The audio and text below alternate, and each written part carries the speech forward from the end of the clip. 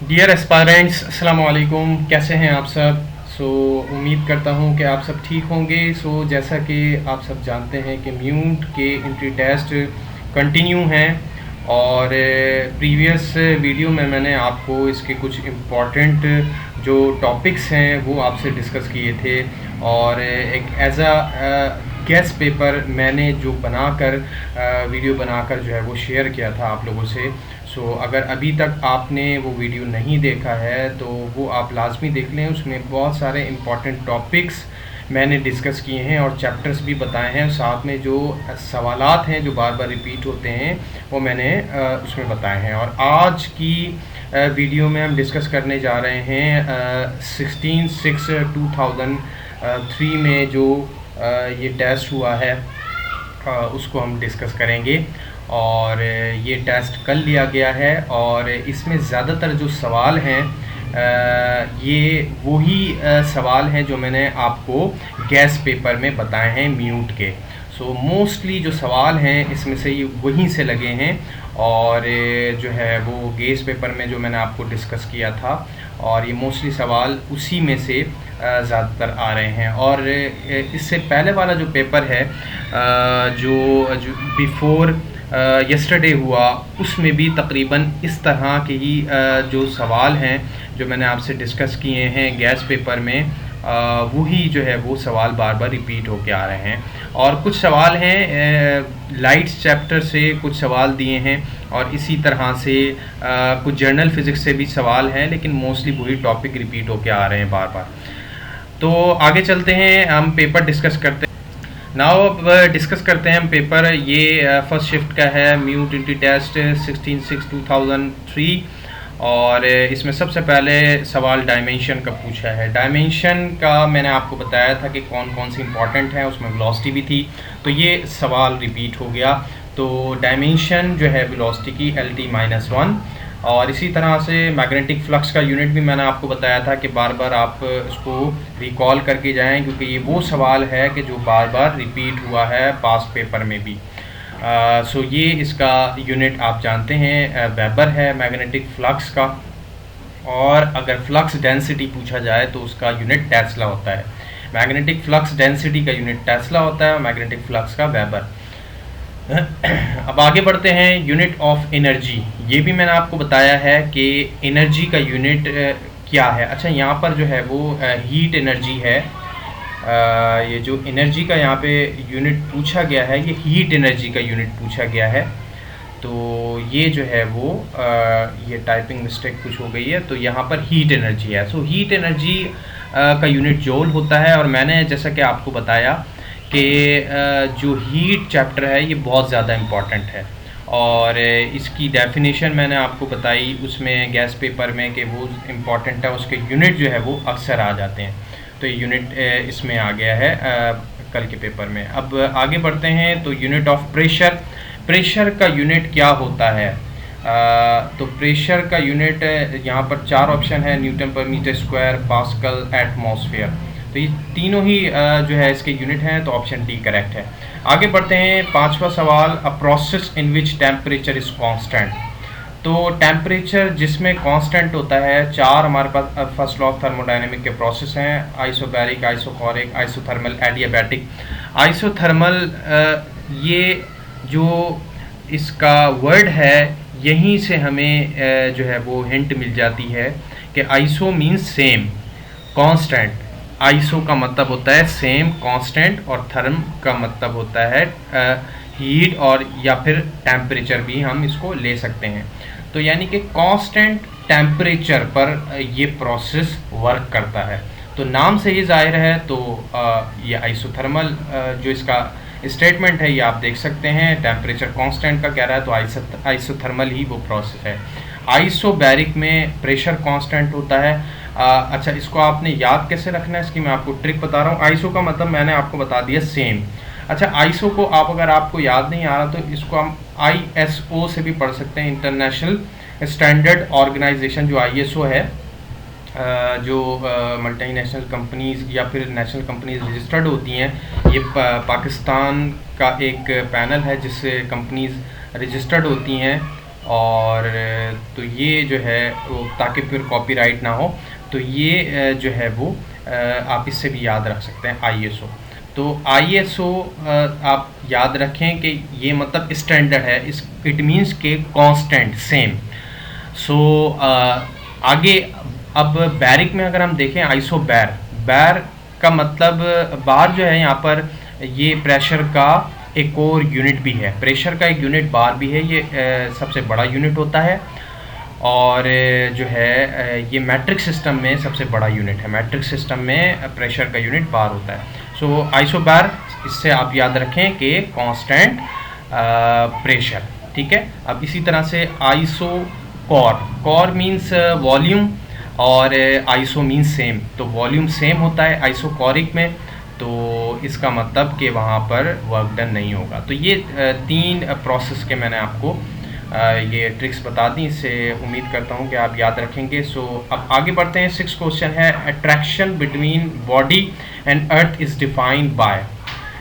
Body और अर्थ के दरमियान, अर्थ भी एक बॉडी है और एक दूसरी बॉडी भी, 2 बॉडीज़ हो गई, तो 2 बॉडीज़ के दरमियान जो फोर्स होती है हम कहाँ पढ़ते हैं, लॉ ऑफ यूनिवर्सल ग्रेविटेशन, और इसको भी मैंने आपको गेस्ट पेपर में बताया है कि ये ज़्यादा इंपॉर्टेंट है और इसका सवाल रिपीट हो गया है। सो ग्रेविटेशनल फोर्स वो फोर्स होती है जो 2 बॉडीज़ के दरमियान या अर्थ और बॉडी है इसके दरमियान है फोर्स, और अट्रैक्शन वाली फोर्स है, ग्रेविटेशन फोर्स भी अट्रैक्शन फोर्स होती है, अट्रैक्टिव फोर्स होती है। सो ये जो है वो ग्रेविटेशन फोर्स हो गया। नेक्स्ट बढ़ते हैं आगे। 7 vector is defined by the magnitude as well as direction. ये तो बहुत ही ज़्यादा आसान सवाल यहाँ पे इन्होंने दे दिया, इसको भी मैंने आपको डिस्कस किया है, उसमें बताया है कि वेक्टर भी जो है वो इम्पॉर्टेंट है। इसी तरह से आगे बढ़ते हैं। Heat is required to raise the temperature of 1 kg mass through 1 centigrade.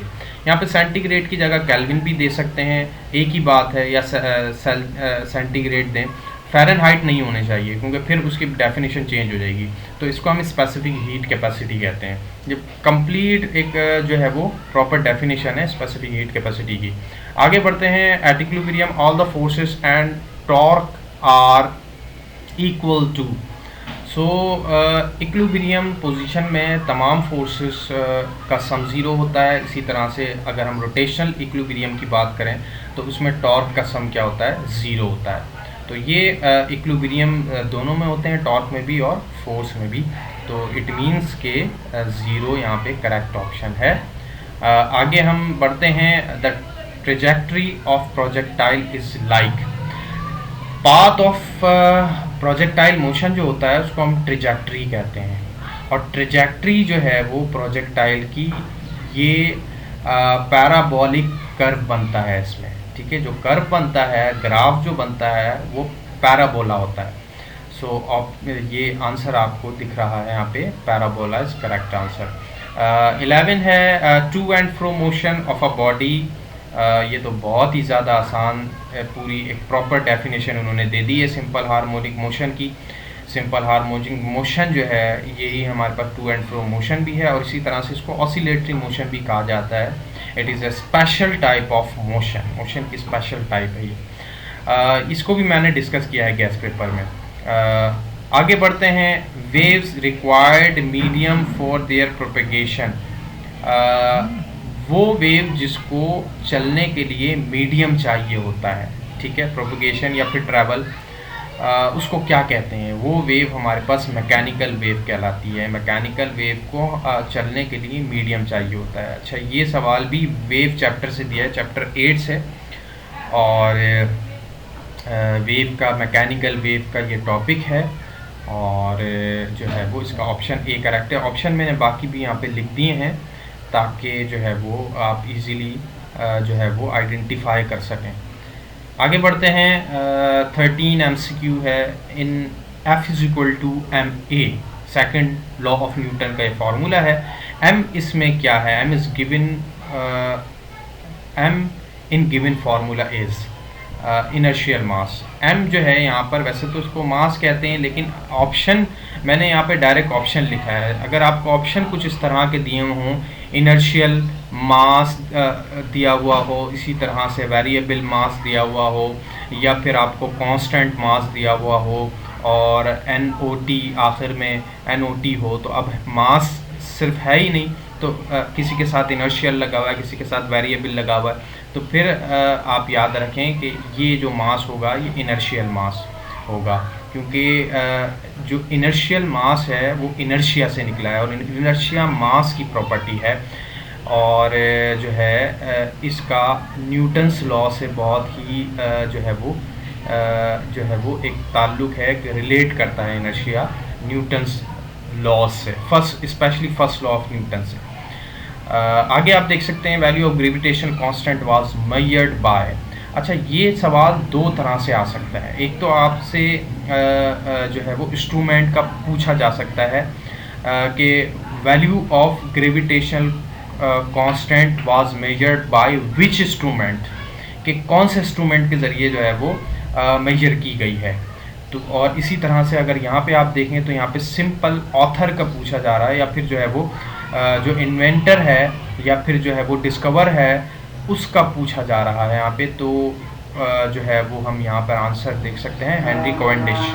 Henry Cavendish जो है इसने जो है वो ग्रेविटेशनल कांस्टेंट वैल्यू को मेजर किया था, और किस डिवाइस के ज़रिए मेजर किया था?